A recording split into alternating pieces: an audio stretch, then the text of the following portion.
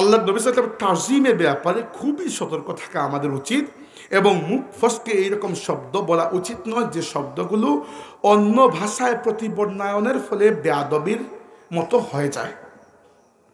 প্রতিবর্ণায়ন বুঝেন, একটা শব্দ যখন অন্য শব্দে পরিবর্তন হয় এক্স্যাক্টলি অর্থ দেয় না, অনেক সময় একটু ডিফারেন্ট অর্থ দেয়।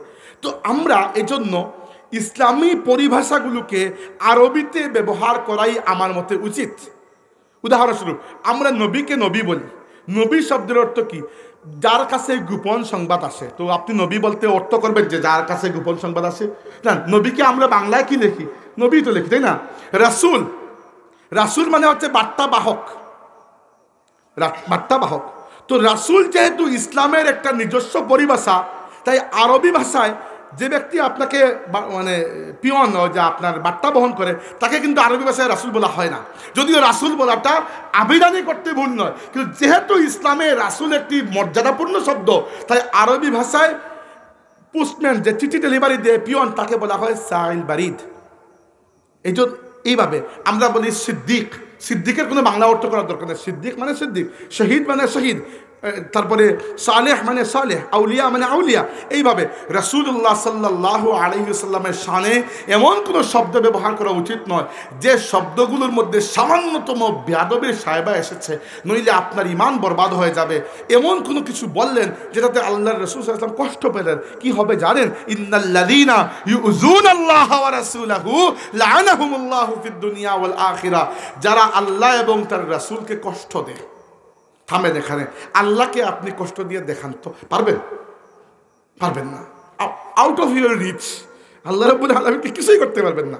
আল্লাহুস সামাদ, আল্লাহ তো বেনিয়াজ, অমুখাপেক্ষী। তো আল্লাহকে কষ্ট দেওয়া মানে হচ্ছে রাসূলকে কষ্ট দেওয়া, মানে আল্লাহকে কষ্ট দেওয়া।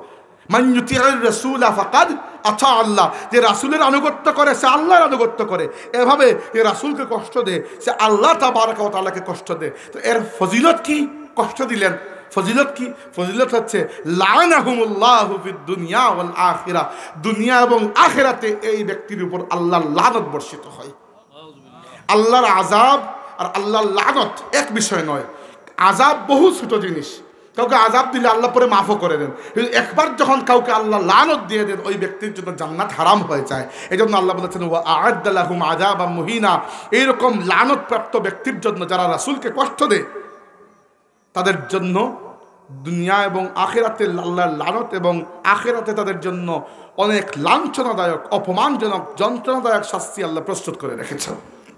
আল্লাহর নবীর তাজিম আমাদেরকে আমাদের দিলের মধ্যে আল্লাহ দান করে, আমরা বলি আমিন। এইটা ভাইয়েরা আমার, এটা আমাদের ইমানের সুপান, এটা আমাদের ইমানের উৎস, এটা আমাদের ইমান বাঁচানোর হাতিয়ার, এটা আমাদের ইমানের সুরক্ষা, আমাদের ইমানের তাওয়িজ, আমাদের ইমানের রক্ষা কবচ। আল্লাহর নবীর তাজিম, আল্লাহর নবীর মহব্বত, মহব্বত তো বুঝতে পেরেছেন আপনারা, আমি আর ব্যাখ্যা করছি না, বক্তব্য শেষ।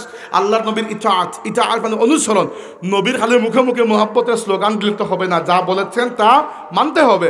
আর নুসরাত, নুসরাত মানে নবীকে সাহায্য করা। কীভাবে? টাকা দিয়ে না দলিল জমির লিখে দিয়ে? সাহায্য করা নবীর দ্বীনকে এগিয়ে নিয়ে যাওয়ার মাধ্যমে। নবী যে মিশন নিয়ে এসেছেন, হুয়াল্লাযী আরসালা রাসূলাহু বিল হুদা ওয়া দীনিল হাক্কি লিইয়ুযহিরাহু আলাদ দীনি কুল্লিহি। আল্লাহ তার রাসূলকে পাঠিয়েছেন, দিয়েছেন সাথে হেদায়েত, দিয়েছেন সাথে একটা দ্বীন, দ্বীনের নাম ইসলাম। কি জন্য? লিইয়ুযহিরাহু আলাদ দীনি কুল্লিহি, যেন রাসূল পুরো দুনিয়াতে সমস্ত অন্য ধর্ম, মত, পথ, মতাদর্শ, আকীদা, আদর্শ সব কিছুর উপর ইসলামকে বিজয়ী করেন।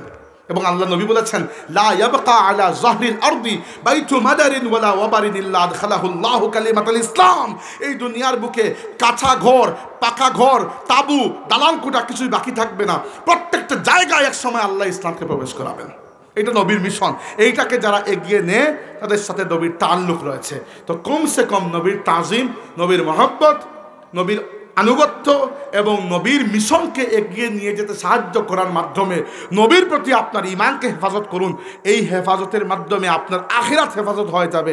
আর নবীর সাথে যদি তাল্লুকের ক্ষেত্রে সামান্য কমতি হয়, আখিরাত বরবাদ হবে। আল্লাহ পাক তার হাবিবের মায়ার উম্মত, তার হাবিবকে তাজিম করা, মহাব্বত করা, ইত্তেবা করা, সাহায্য করা, সহযোগিতা করা উম্মত হিসাবে আমাদেরকে কবুল করুন। আমরা বলি আমিন। আকুলু কওলি হাযা ওয়া আস্তাগফিরুল্লাহ লি ওয়া লাকুম ওয়া লিসাইরিল মুসলিমিন।